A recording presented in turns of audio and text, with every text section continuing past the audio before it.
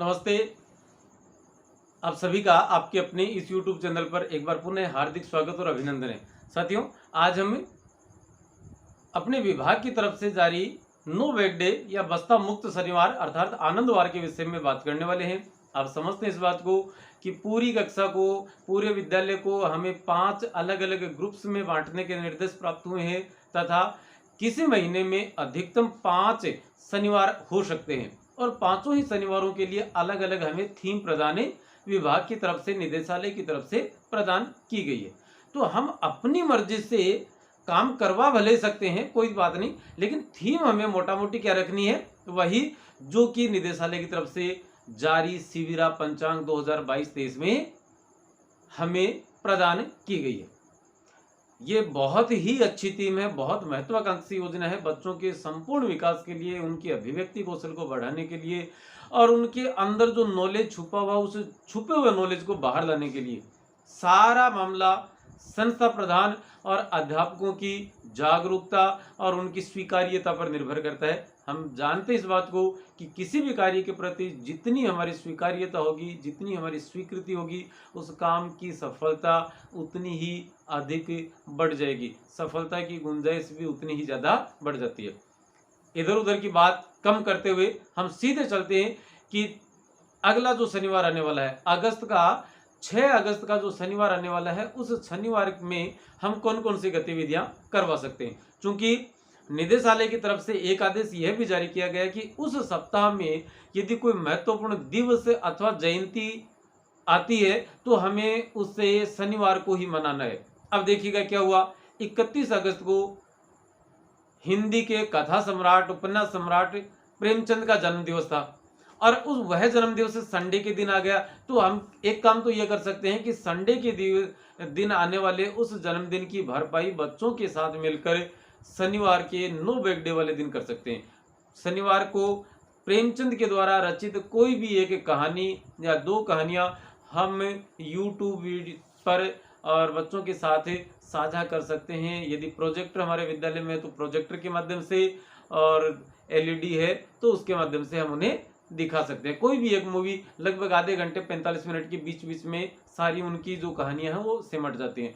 तो वहाँ बहुत अच्छा संदेश कहानियों के माध्यम से प्रेमचंद ने दिया है, तो हम वो दिखा सकते हैं। नंबर 1 बात, अब बात आती है कि पहले शनिवार की थीम जो है वह है राजस्थान को पहचानो। राजस्थान को पहचानो, इसका उद्देश्य है कि बच्चों के साथ या बच्चों के दिमाग में राजस्थान के प्रति एक अच्छी अवधारणा बने, अच्छी समझ बने, वो किसी दूसरे स्टेट में भी जाएं तो अपने आप को बेहतर प्रेजेंट कर सकें, बता सकें कि हमारे राजस्थान में ये है।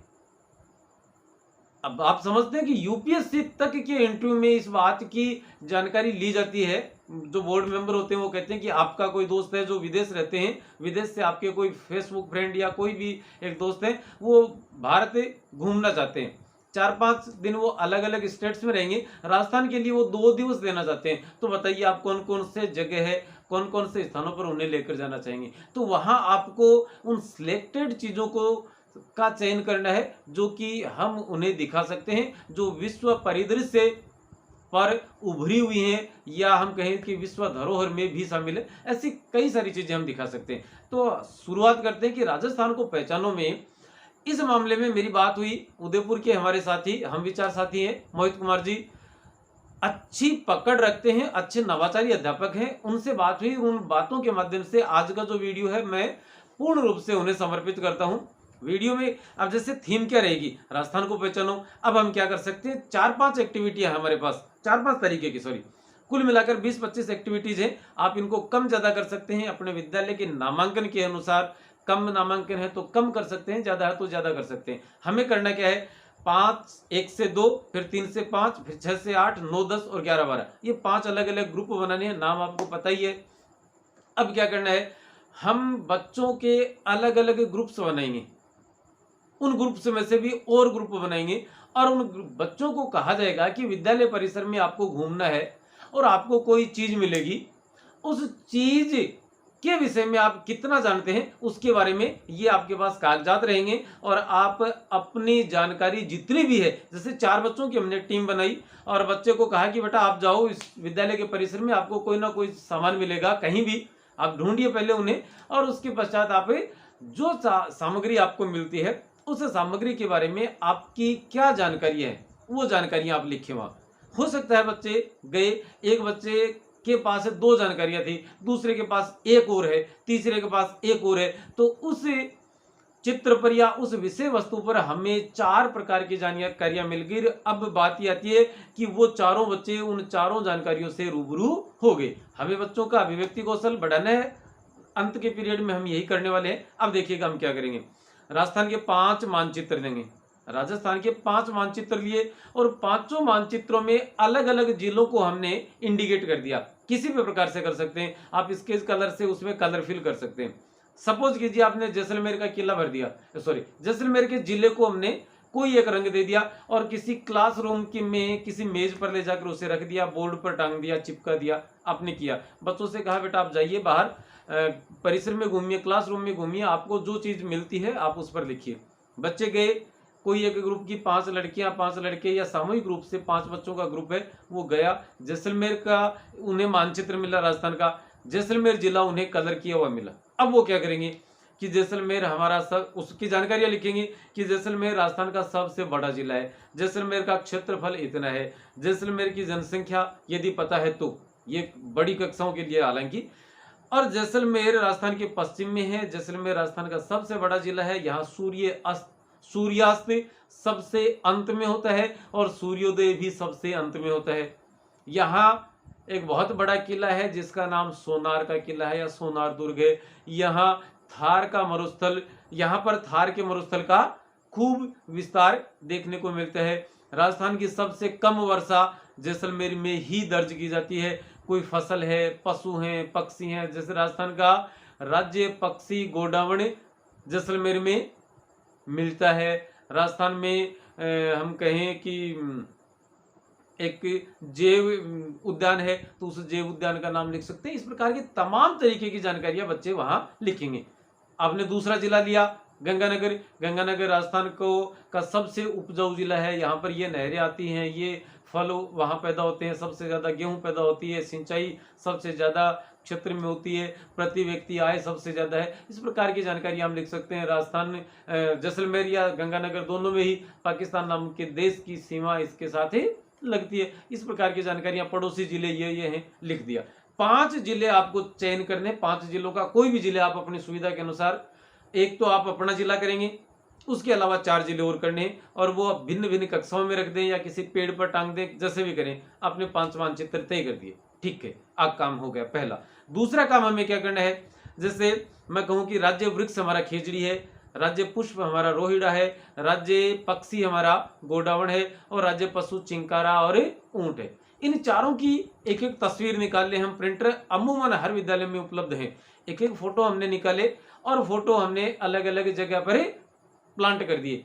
बच्चों के ग्रुप उनको ढूंढेंगे और उसके बाद जैसे वो खेजड़ी पर लिखें कि खेजड़ी राजस्थान का राज्य वृक्ष है, इसको जाटी भी कहते हैं, दशहरे के अवसर पर इसकी पूजा की जाती है, इसके फल को सांगरी कहते हैं, इसके पत्तियों को लूंग कहते हैं जो पशु चारे के रूप में काम आती है, सांगरी की बहुत अच्छी सब्जी बनती है। इस प्रकार की कई, इसका जो वैज्ञानिक नाम है वह यह है। इसको उस समय राजस्थान का राज्य वृक्ष घोषित किया गया था। इत्यादि प्रकार की जानकारियां हमें रख सकते हैं। खेजड़ली नाम का आंदोलन भी, खेजड़ली नाम का आंदोलन या जो बलिदान दिया गया था वह भी खेजड़ी वृक्षों को बचाने के लिए ही अमृता देवी और उनके परिवार के द्वारा दिया गया और उसके बाद में पूरा गांव भी उस आंदोलन में शामिल हो गया था। ये सारी जानकारियां लिखेंगे। तो हमने क्या किया, 5 जिले लिए, 4 और चीजें ली। राज्य पशु, ऊंट और चिंकारा, ऊंट के बारे में लिख सकते हैं। पक्षी गोडाउन के विषय में लिखेंगे। पुष्प रोहिड़ा के बारे में लिखेंगे। टिकोमेला अंडुलेटा या प्रोसोपिस सिनेरेरिया खेजड़ी के विषय में लिखेंगे। 4 चीजें ये होगी। अब हमें लेने हैं महत्वपूर्ण व्यक्ति। 4, 5, 6 आप अपनी मर्जी से महत्वपूर्ण व्यक्तियों के फोटो एक एक प्रिंट कर लें और उन फोटो को अलग अलग जगह ट्रांसप्लांट, उनको प्लांट करें और प्लांट करने के बाद बच्चे उन्हें ढूंढें, उनकी विशेषताएं, उनके बारे में जो उनके कार्य हैं उन कार्यों के विषय में आप लिख सकते हैं। जैसे हमने कहा कि आप सिटिंग सीएम है अशोक गहलोत, श्रीमान अशोक गहलोत का फोटो लगा दिया। राजस्थान की पहली और एकमात्र महिला मुख्यमंत्री हैं वसुंधरा राजे सिंधिया, उनकी तस्वीर लगाई जा सकती है। भक्त कवयित्री हुई थी मीराबाई, उनकी तस्वीर लगाई जा सकती है। इसके अलावा जैसे एक क्रांतिकारी थे सागरमल गोपा थे, आप उनकी तस्वीर लगा सकते हैं। महाराणा प्रताप की तस्वीर लगा सकते हैं, या नहर लेकर आने वाले महाराजा गंगा सिंह की तस्वीर लगा सकते हैं। और बहुत सारे रैदास हैं, इनकी लोगों की आप तस्वीर लगा सकते हैं, उनके विषय में बच्चे अपनी जानकारियां देंगे। मैं एक निवेदन ये करना जरूर चाहूंगा कि हमें जेंडर बेस्ड होना पड़ेगा। हमें जेंडर के आधार पर किसी प्रकार का भेदभाव नहीं करते हुए हमें हमारी जो गतिविधियां हैं उनको और संचालित करना पड़ेगा। तो इसलिए महिलाओं के नाम भी आप उतने ही उसमें शामिल रखें। देश की राज्य की पहली मुख्यमंत्री, पहली राज्यपाल, महिला राज्यपाल मीराबाई। इसके अलावा और भी महिलाएं हो सकती हैं, आप उनके नाम लिख सकते हैं। इसके बाद बात करें, 2-4 पुरुषों के नाम भी दिए जा सकते हैं। अशोक गहलोत का नाम दे सकते हैं, सागरमल गोपा का दे सकते हैं, महाराणा प्रताप का दिया जा सकता है, और बहुत सारे नाम हो सकते हैं। आप उनके नाम दे सकते हैं, बच्चों से पूछ सकते हैं कि ये कौन है। उसके बाद स्थापत्य कला की दृष्टि से हमें कुछ नाम चुनने हैं, कुछ चीजें चुननी है। जैसे हमने मेहरानगढ़ का किला, जोधपुर का किला चुन लिया। जोधपुर के किले की एक फोटो हमने प्रिंट कर ली, अलग जगह लगा दी। बच्चे उसके बारे में लिखेंगे कि जोधपुर में स्थित है, इसे मेहरानगढ़ भी कहा जाता है, इसे मिहिर दुर्ग भी कहा जाता है। इसी किले की वजह से जोधपुर को सूर्य नगरी भी कहा जाता है, सन सिटी भी कहा जाता है। ये इस पहाड़ी पर बना है, राव जोधा ने इसकी नींव रखी थी। तमाम तरीके की जानकारियां हम वहां लिख सकते हैं। एक किला हो गया। दूसरा, आप किसी मंदिर के विषय में कर सकते हैं। जैसे मंदिर कर दिया हमने, रणकपुर का जैन मंदिर कर दिया। रणकपुर के जैन मंदिर में कि 1444 खंबे हैं, पाली जिले में स्थित है, और इसमें ये विशेषताएं हैं इत्यादि कर दी। इसके बाद में आप जयपुर का एक हवा महल ले सकते हैं, या जंतर मंतर ले सकते हैं। ऐसी जो मूल विरासतें हैं आप उनमें से ले सकते हैं। सिटी पैलेस ले सकते हैं, एक चीज वो हो गई। इसके बाद में आप चित्तौड़ का जैसे विजय स्तंभ ले सकते हैं, या चित्तौड़ के दुर्ग के विषय में भी हम वहां पर बच्चों के सामने एक चित्र प्रस्तुत कर सकते हैं। और विजय स्तंभ में जैसे 9 मंजिलें हैं, इस प्रकार से राणा कुंभा ने इसे बनाया था। तमाम चीजें बच्चे वहां पर लिखेंगे, और वे यकीन मानिए बच्चे बहुत ज्यादा इसमें इंटरेस्ट लेंगे। तो हम जैसे 5 जिले, 4 या 5 व्यक्ति, 4 हमारे राज्य, वृक्ष, पुष्प, पशु पक्षी आ गए, 4-5 आप स्थापत्य कला से ले सकते हैं। आप किसी भी राजस्थान की किसी फसल का उल्लेख कर सकते हैं। जैसे मान लो नागौर जिला हमने लिया था, तो नागौर जिले में जैसे नागौरी बैल प्रसिद्ध है। अलवर जिला यदि आपने रेखांकित किया है तो वहाँ की मुर्रा नस्ल की भैंस प्रसिद्ध है। बाड़मेर जिले में सबसे ज्यादा बकरियां हैं, है ना। तो इस प्रकार की वो चीजें बच्चे वहां पर लिख सकते हैं। बच्चों की जानकारियां दुरुस्त होंगी, उनका कॉन्फिडेंस बढ़ेगा, वे अपने स्टेट के विषय में गर्व कर पाएंगे कि हाँ, मैं उस राज्य से बिलोंग करता हूं, संबंध रखता हूं जिसमें ये चीजें वहां हैं। अब जब हम प्रेमचंद के किसी भी कहानी की मूवी बच्चों को दिखाएं, उससे पहले हमें क्या करना है, बच्चों को पूरे समस्त बच्चों को एक साथ हम बैठाएंगे, अलग अलग ग्रुप्स में उनको बैठा लिया अलग अलग। अब कहेंगे कि हाँ बेटा आप आ जाओ, जैसलमेर किसके पास था, आ जाइए। चारों बच्चे वहां जाएंगे, स्टेज पर, मंच पर, सामने बच्चों के सामने वो रूबरू होंगे कि देखिएगा हमें ये मानचित्र मिला था जिसमें जैसलमेर जिला रेखांकित किया हुआ था, बोल्ड किया हुआ था, और हमने जैसलमेर पर कुल मिलाकर हमारे पास ये जानकारियां थी जो हमने यहाँ नोट डाउन किए और हम आपके सामने रख रहे हैं। ये राजस्थान का सबसे बड़ा जिला है, राजस्थान का सबसे पश्चिमी जिला है। जैसलमेर के साथ पाकिस्तान देश की सीमा लगती है, पाकिस्तान की सबसे लंबी सीमा रेखा जैसलमेर के साथ लगती है। यहाँ सोनार का किला है, यहाँ थार का मरुस्थल फैला है, यहाँ सम के धोरे फैले हैं, यहाँ सबसे कम वर्षा होती है, इत्यादि प्रकार की जानकारियां वहां पर रखी जा सकती हैं।